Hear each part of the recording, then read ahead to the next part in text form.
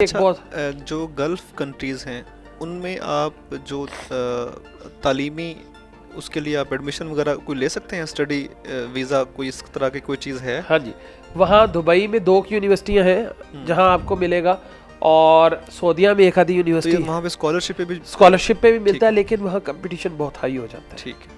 हमारे कम ही स्टूडेंट गए हैं, मुझे पता है जिनका, तो फील्ड वाइज मेडिकल तो फील्ड और में। कौन से कंट्रीज़ हैं जहाँ पे सूटेबल है, जो हमारे जो ख़ास तौर पे फिजियोथेरेपी के जो देखिए ग्रेजुएट्स हैं जी, उनके लिए? अगर तो हमें लैंग्वेज बैरियर को कवर करना आता है हुँ, तो फिर नॉन इंग्लिश स्पीकिंग कंट्रीज में स्कॉलरशिप जल्दी मिल जाता है। ठीक है। जैसे आजकल आप लोगों को नहीं पता होगा, थाईलैंड में पीएचडी हो रही है, अच्छा, एमएस हो रही है। 4 यूनिवर्सिटीज़ हैं थाईलैंड की।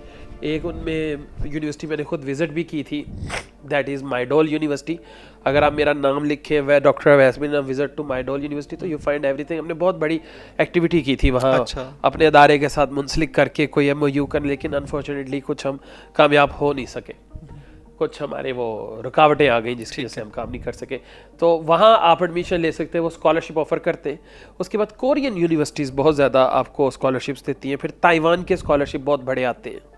उसके बाद अगर हम यूरोप साइड पे चले जाए तो मैडम क्यूरी के स्कॉलरशिप्स आते हैं इटली की साइड पे, और फिर एक आपका स्कॉलरशिप आता है उसको उसके अंदर आप बहुत से मुल्कों का कंसोर्शियम होता है और मिल के डिग्री कराते हैं, ठीक है। ठीक है। और फिर एक बहुत बड़ा स्कॉलरशिप है, वो है जापान का मैक्स्ट के नाम से, MEXT, मैक्स्ट, मोको बाशो इस तरह की कोई प्रोनाउंसिएशन है। तो वो भी स्कॉलरशिप बहुत बड़ा स्कॉलरशिप होता है, जिसमें फिजियोथेरेपी की डिग्री हुँ, है। और यूरोप का एक प्रोग्राम है जिसे अरास्मस मेंडस कहते हैं। ठीक है। अरास्मस मेंडस का स्कॉलरशिप है, जिसमें आप उनकी वेबसाइट पे जाते हैं तो वो ओपनिंग शो करते हैं कि इस हमारे शोबे की ओपनिंग है, और वो भी कंसोर्शियम यूनिवर्सिटीज़ होती हैं यूरोप की पूरी, तो वहाँ आप स्कॉलरशिप अप्लाई कर सकते हैं। ठीक। स्कॉलरशिप अप्लाई करना इटसेल्फ एक जॉब है, क्योंकि आपको देखना होता है प्रोफेसर, उसकी इंटरेस्ट से मिलता हुआ प्रपोजल, और आपके पीछे जो बेसिक है जिसमें आपके आइल्स का होना, डॉक्यूमेंट्स का HEC से अटेस्ट होना, मिनिस्ट्री ऑफ फॉरेन अफेयर से अटेस्ट होना, आपका रिसर्च प्रपोजल होना, मोटिवेशन स्टेटमेंट का लिखा होना, ये बहुत ज़रूरी है। ठीक है। ये आपने उसको भेजने हैं। और अगर मैं आपको अपना एक्सपीरियंस शो करूँ तो किसी ज़माने में जब बहुत शौक था बाहर जाने का, तो मैंने कोई तकरीबन 100 से ज़्यादा प्रोफेसरों को ईमेल की थी, तो 2 का जवाब आया था। अच्छा, रिटर्न रेशियो बहुत कम होती है। ठीक है। तो आपने ये नहीं करना कि कॉपी पेस्ट करके सबको ईमेल एक में डाली, हर एक को अलग-अलग ईमेल उसके करें। इंटरेस्ट के मुताबिक ईमेल कीजिए, और ईमेल भी मुख्तसर और जामिया हो के पढ़ने वाले के बाद आपको जवाब दे सके। अब आ जाते हैं तीसरी चीज़ जो आजकल बड़ा बज़वर्ड है, वो है यूके। अच्छा, यूके आजकल बहुत लोग, जिसे पंजाबी में इखलास बोलते हैं ना, धड़ाधड़ जा रहे हैं जा रही है हर शोबे में मेडिकल, क्योंकि ब्रेक्सिट जॉब के लिए ब्रेक्सिट हुआ है। जब से ब्रेक्सिट का आपको इल्म होगा कि जी। यूरोपियन यूनियन से यूके निकला है, तो उस प्रोग्राम को ब्रेक्सिट कहते हैं। ब्रेक्सिट के बाद वहाँ लेबर की कमी हो गई है, क्योंकि जो बाकी यूरोपीय यूनियन थे उनके मुआहदे खत्म हुए, तो वो वापस चले तो वो गए। लेबर की कमी जो है वो हमारे डॉक्टर्स पूरी करते हैं। लफ्ज़ की माजा चाहता हूँ, लेबर का मैंने लफ्ज़, लेबर से मेरी मुराद है कि हर काम करने वाला ठीक है। बंदा, वो कंसल्टेंट से लेके जूनियर लेवल तक के बंदे हैं।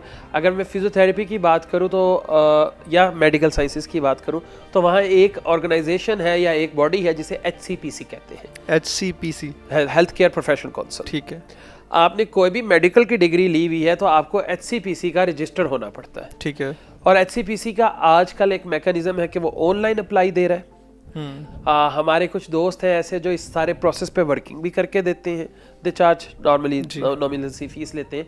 तो उसके बाद क्या है कि HCPC वो चीज़ है जो आपका एक लाइसेंस है, जिसके बाद आप अप्लाई कर सकते हैं जॉब्स के लिए। ठीक है। और आजकल यूके के अंदर बड़ा तहाशा जॉब सर्च, अगर आप जस्ट यूके जॉब्स लिखेंगे ना तो आपको बहुत ज़्यादा जॉब्स नज़र आएगी, क्योंकि ब्रेक्सिट के बाद वहाँ जॉब अपॉर्चुनिटीज़ होना ज़्यादा।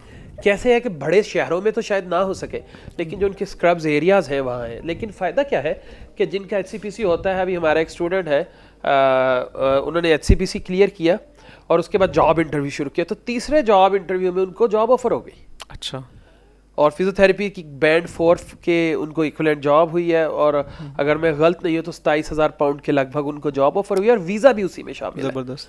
तो अब वो जॉब के लिए चले जाएंगे, तो क्या होगा प्रोसीजर के, वो 3 साल का उनको 5 साल का वीज़ा मिलेगा, वर्क परमिट, और 5 साल बाद वो इंडेफिनेट, जिसे नेशनलिटी आमतौर पे बोला जाता है, तो वो अप्लाई कर देंगे।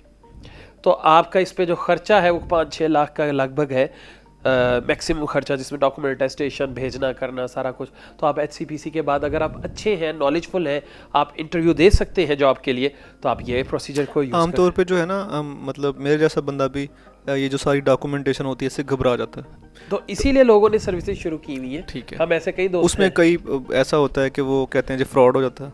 नहीं, उसमें ये है कि जिनकी मैं जिक्र कर रहा हूँ उस बंदे ने खुद ये सारा प्रोसीजर किया है और वो उस मैकेनिज्म से गुजरा है और अभी उसकी जॉब भी हुई है। ठीक है, तो वो लोगों को गाइड कर रहा है, लेकिन लाजमी तौर पे वो कुछ चार्ज ज़रूर कर रहा है। ठीक है। उसके बाद ये एक यूके का मैकेनिज्म खुला हुआ है जिसको यूज़ कर सकते हैं, और इंडियन ख़ास तौर पे मैं देख रहा हूँ बहुत अब जा रहे हैं। तीसरी चीज़ है इमिग्रेशन, जो इसके ऊपर है। अब इमिग्रेशन का डिपेंड करता है कि आप किस स्ट्रीम में इमिग्रेट करना चाहते हैं। जो कि इमिग्रेशन लैंड है आजकल दो ही है, दैट इज़ कनाडा और ऑस्ट्रेलिया। ऑस्ट्रेलिया का जो बेसिक इन्वेस्टमेंट है बहुत हाई है, अच्छा, पैसे बहुत ज़्यादा इन्वॉल्व हो जाते हैं, लेकिन कनाडा में पैसे कम इन्वॉल्व होते हैं और मुख्तलिफ वे है